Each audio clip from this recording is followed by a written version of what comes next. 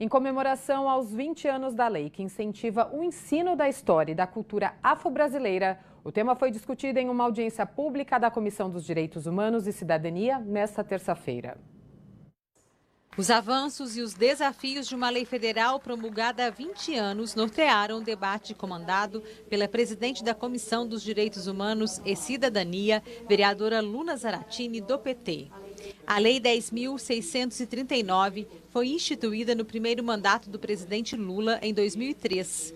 As normativas tratam das diretrizes e bases da educação nacional e a implementação do ensino da história e da cultura afro-brasileira nas escolas do país. O que é fundamental a gente recobrar essa lei, que já tem 20 anos, mas também dizer que essa lei ela não é implementada de forma integral. Então ela não é, de alguma forma, efetivada na rede municipal, na rede pública. E por isso que essa audiência ela se torna imprescindível para a gente cobrar como essa lei pode ser aplicada. Uma lei que determina, dentro do currículo básico, história e cultura afro-brasileira, para que a gente possa se reencontrar com a nossa própria história. Estudantes, professores e representantes de movimentos negros e indígenas participaram das discussões.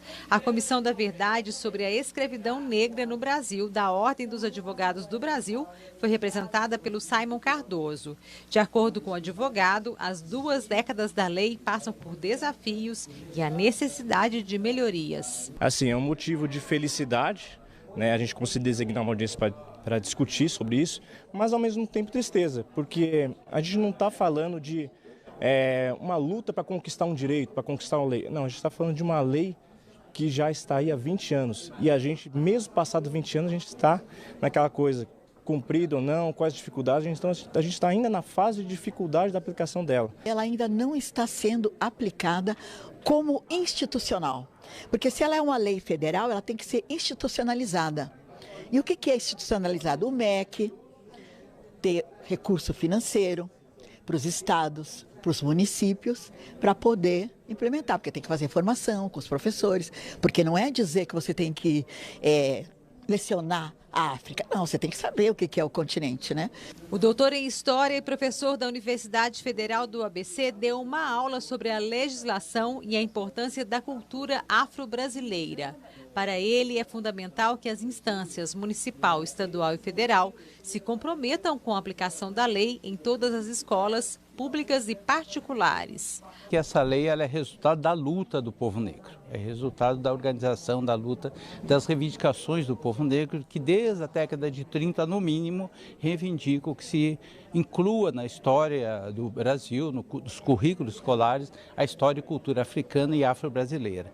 E que, em 2003, foi sancionada pelo presidente Lula, mas ela é resultado de um longo movimento do movimento negro que tem essa visão de que a educação tem um papel fundamental na transformação, na valorização das pessoas. A diretora de Políticas de Educação Étnico-Racial e Educação Escolar Quilombola do Ministério da Educação contribuiu com as discussões de forma virtual em Brasília.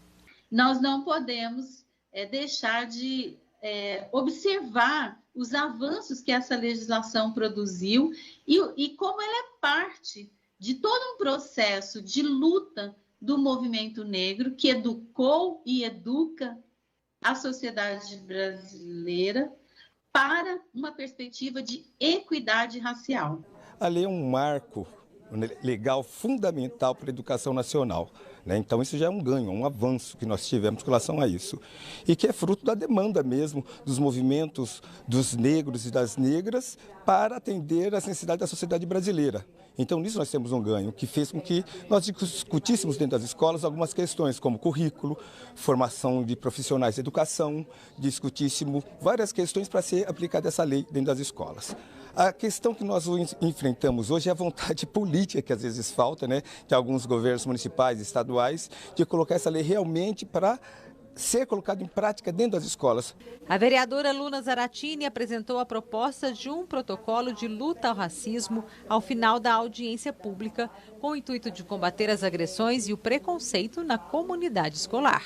É fundamental que a gente tenha essas duas vertentes, a prevenção e o combate, né, quando a gente tem atos racistas, para que a gente não deixe o racismo passar.